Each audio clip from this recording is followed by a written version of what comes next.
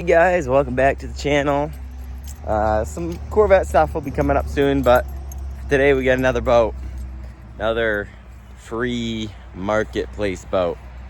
This thing was listed online for $500 best offer. The guy let me come and pick it up for free just because I know nothing about it. It wasn't running. Freeze plugs pushed out the side, which I don't think really protects the block at all from freezing and cracking, but we're gonna have to dig into that. So it appears to be like a mid-80s Stingray Super Sport, obviously. It's got the Mercruiser drive in it, Alpha 140 horse. That's actually a really good sign. I've never had the 140 horse. I just had a 120 that I rebuilt. Yeah, first look's not too bad. I mean, the trailer made it home. I would have thought there'd be a bigger gap between the tire and the fender, but fender's not bent and the springs don't look broken. Maybe a little worn, I don't know, from sitting for so long, but it's not too bad. Maybe somebody flipped the axle too, probably not, but nice little load right trailer. Submersible trailer lamps. It's got all the information on it, so that's awesome. Usually these are missing or painted over or whatnot. Last on the water, 2023. Not bad, not bad. And you know, a little rusty tongue, but it got home all right. Newer winch. That's good. A hole in the front light. Ooh, cracked windshield. Didn't even notice that. Wasn't looking. But the interior is not horrible. I mean, you know, just a first look from the outside, it's not too bad. I'm willing to bet that the floors are soft. I've been doing a little poking around. Found somebody had a fiberglass patch on this. Just a little hole. They didn't sand it and do all the proper stuff, so I wonder if it leaks there. Honestly, it looks like it might leak. I might have to repair that the proper way, hopefully. But I've been poking around. One thing I noticed is, I don't know if I'm wrong in this. This is loose. I don't know what that's supposed to be. And there's like a little in and out play, not on the bearing, but between the prop and the shaft. So, I mean, nothing side to side, but that's, I don't know. That might be normal. I thought these would have been bent the other way to prevent like some slipping. So, I don't know. I gotta look into that. So first look, floors feel solid.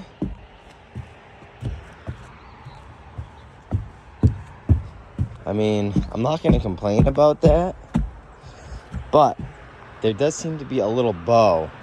Like I said, it's solid, but a little bit of a concerning bow. The seat is loose, so it's probably a little soft under there, but anyways, no key. Well, let's see if my John Deere key works. I know if you can usually get these keys in, they'll work. Maybe I gotta go the other way.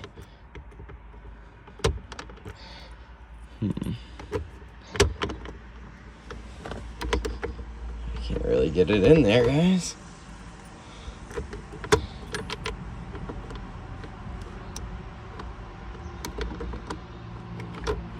But she's got battery.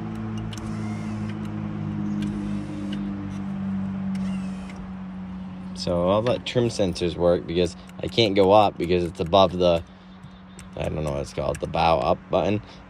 But I can raise it all the way up with the trailer button. But I can't really, oh. It's not good, it's just sitting in there. Don't know what's going on there. But I'm gonna have to find a key that'll fit in here, because this thing didn't come with a key. Oh, let's rip this off. We'll take a look under here, see what we're working with. Okay. A little rust right there, but that's from the freeze plug. So I don't know if it's cracked or not. Might be able to reach my hands up there and feel around. I don't know. I don't think it's cracked. But I wonder if I can just reuse this freeze plug. Alright, so I found this key, which has been like all ground and chowdered. Arctic Cat key. That was on my old boat motor. And you know what? If I jiggle it, like, it'll go. See if she cranks. Oh, she cranks. I think that's a good sign. Turn the blower on. That sounds rough. Maybe I'll do this. Then I don't need the blower. But if I cycle this, I think this will make it squirt the juices.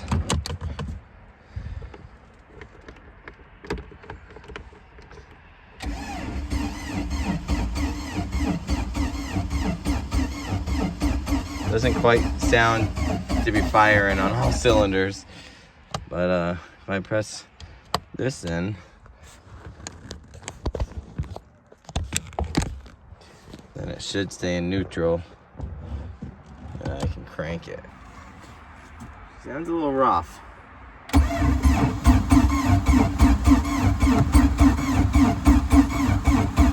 See, does not sound like it's running on all cylinders.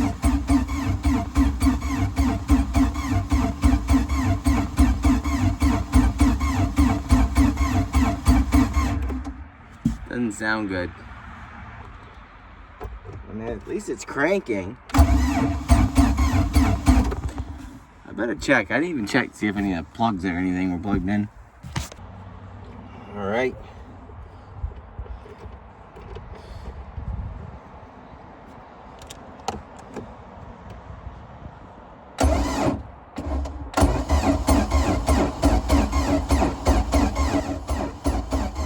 No spark. Either no spark or it's not cranking fast enough, so I guess we'll take out the plug, see what it looks like. First thing I noticed, none of these wires were hooked up for the alternator. This one's still, I mean, that's super janky, probably not actually gonna work. I hooked everything else up. Looks like it was a new alternator and nobody finished hooking it up. I put fuel right down the guzzle, so it should have fired if it had spark. I don't even know if this works because it's all wet and I found it on the boat, but it didn't show any spark. So I'm gonna pull this cap off, make sure everything under here is in good shape, and then I'm gonna test the coil. And if the coil tests bad, I have a spare one out of an old boat that I think tests good. So let's dig into it, I guess. All right, well, see if we can get this thing off. Oh God, it's all rusty.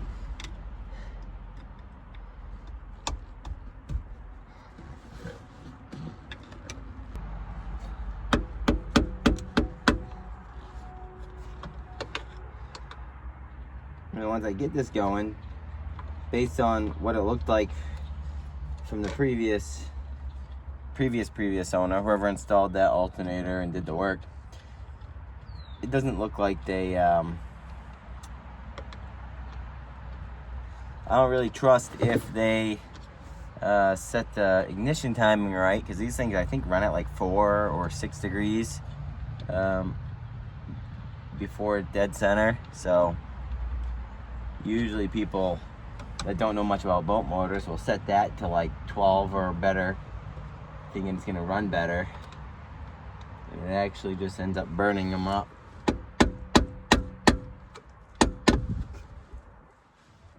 Alright, I'm looking for any signs why this thing doesn't have spark. So, just gonna look in here. Okay, it's got a little point system on it.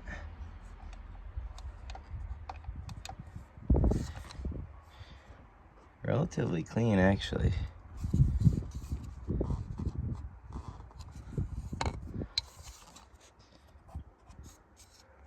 So I'm leaning towards this not being my issue, but maybe those points aren't set right. So I'm gonna get some sandpaper, sand down in between those points, and then check them. Set them to 20 thou, and the way you adjust it, you stick a little screwdriver in here, and you'll be able to turn this clockwise or counterclockwise if it's not seized up. You should be able to adjust that point. But I'm also gonna crank it over real quick because I wanna make sure that is spinning.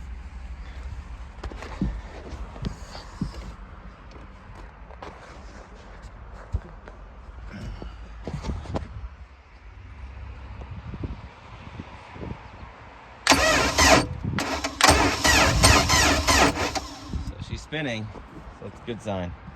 All right, so with the points closed, I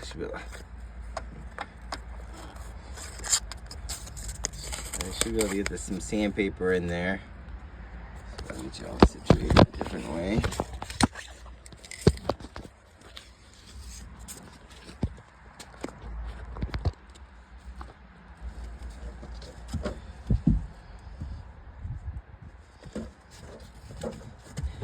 Should be able to open the gap a little bit. Stick some sandpaper in there and wiggle it around.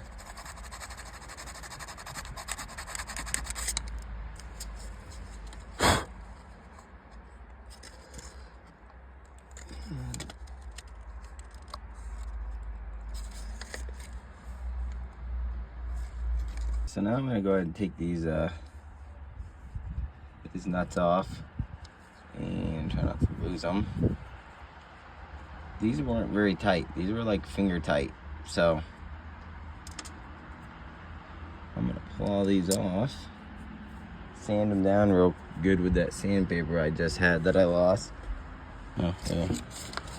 Let's sand these down real quick. Well, I tested between the two and I got, I don't know, what was it, 2, I think. I tested from the primary to the positive to one side of the secondary. I think that's what it's called. I don't know. Tested this. This was 8,000. Tested this, 8,000. Let's get back together and check spark. All right. Well, I swapped in a new battery. That one was at like 10.5 volts. So let's see if we get any more spark this time.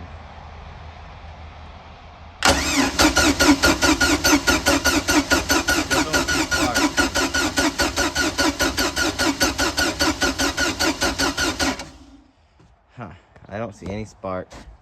Although that coil tested good, I swapped it. Let's see if we get spark yet.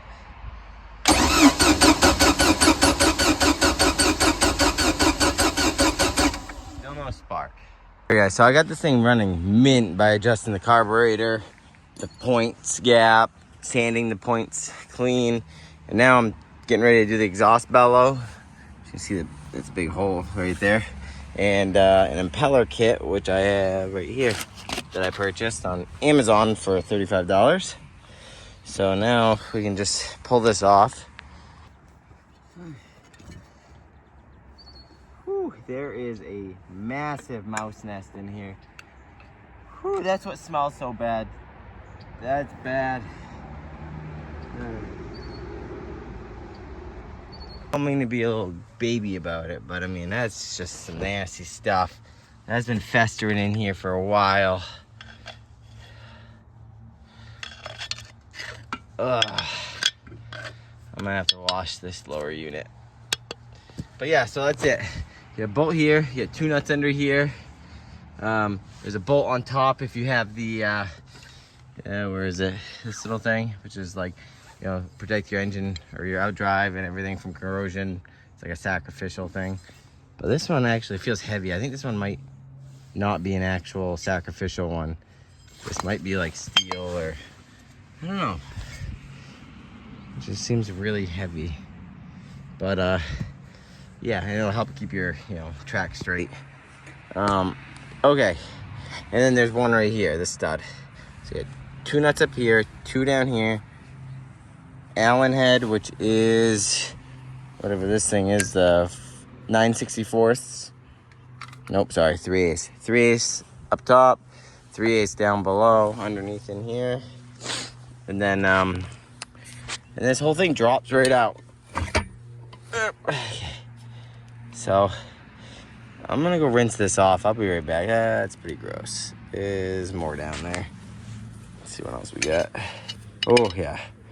So that's all mouse piss right there. That. Oh yeah. Ugh. There's just a ton. Way down in here. Oh shit. There's mice babies. Oh god, there's baby mice down there and they're dead. You know, that's pretty sad. I feel really bad. I'm gonna go get them all cleaned out. Get my proper burial. That's gross. Okay, well, see, I'm gonna clean this out and I'll see you guys in a bit. All right, now that that's taken care of, I guess this looks pretty chowdered. I'll have to round that back out. But water impeller's in here. Of course, it's not a 10mm. I want to take off this O-ring. And then there's this rubber gasket, which was resting down here. Probably helps prevent some water from coming out. And then you pull this unit off. And you can see what shape the impeller is in. Okay, so it's got the keyway in there. That's good. Oh! That's not good. Not good. Alright, well, I'm out here in the rain again, tinkering on this Super Sport. Can't be too upset. It was a free boat. The floors are solid. But whoever worked on this thing, they were a hack. There's no other way to describe it. They were a hack. There's, like, the first sign is there's red RTV everywhere. So they filled everything with red RTV, so much so when they put some in here, and when they tightened everything, yeah, I busted up my finger, sorry. But when they put RTV in here and then they put the seal on, it squished this out. So this isn't even, you know, this red is supposed to be within the gasket area. It squished this out, so now the gasket bows out. All these holes, I mean, this isn't a big deal because there's nothing going to it, but all these holes are filled with RTV. This one was filled with RTV, not a big deal. This gasket right here was actually way down here, and it was stuck about right there. So somehow this got ripped with them putting it on, fell down, and they just ran it. And they didn't even put more RTV to fill the gap. It was crazy. So unfortunately, I'm gonna have to get a new gasket for this. This is all gonna come off. I'm gonna get a brand new gasket. I'm gonna clean everything up. I'm gonna do it the right way. And then it's hard to see, but this is in forward, right? Okay, so this is supposed to be in forward, which is how you're supposed to assemble this thing and slide everything in, because it lines, well, it's hard to see. There's a little key right here. Okay, you guys see it right there. This thing's like a slot, and it's supposed to spin. See how it spins? Well, you're not supposed to be able to do this. So if you look, there's a shift cable right there, and it moves in and out like the whole outside sleeve. So when I was looking at it, if I push this all the way in, oop, you get you sideways. See how it's, you know, right there? That is supposed to be connected down. Well, that's hard to see, guys. It's supposed to be connected in here to this. Basically, it's got like this pinch connector, kind of like a bicycle cable. Probably like on this end. See how this brass and this brass is pinched around here, so you can't move it. Well, this one, I think somebody, when somebody assembled this, it appears that this was way in already. So when they tried to shift it into gear by throwing this in reverse, it probably pulled out on there, or vice versa, one or the other. But somebody messed this up, and I was having issues where it was stay in gear. But either way, I'm gonna order the shift cable, the gasket, get this thing back together. Other than that, I mean, this thing's great now. I'm going to take all these nuts and bolts, throw them at that, get everything assembled. I'm gonna come through, I'm gonna pressure wash this thing because it's gonna clean up good. I mean, once we're done here, it's gonna clean up good. Seats are half decent, they're a little loose in here. But brand new alternator. I gotta figure out what that black wire goes to. But I gotta figure that out. And we'll get this thing on the road. Sorry to leave you guys with a little bit of a cliffhanger whether this thing's gonna run and go or not, but we're leaving to the UK for a couple weeks, just visiting family and traveling around Scotland and all that. Oh, wow, look at that. Why didn't you tell me my hair? Anyways, so I'm gonna button that up as much as I can. I'm gonna order some parts for it. I'm gonna take this thing for a spin because it looks like the sun's about to peek through the clouds here. By the time you see this video, I'll probably be about a week into the UK and I'll have another week to go. So it might be a couple weeks before you guys see a new video. Sorry about that. But either way, we'll see you soon. And I hope you had a good Memorial Day weekend.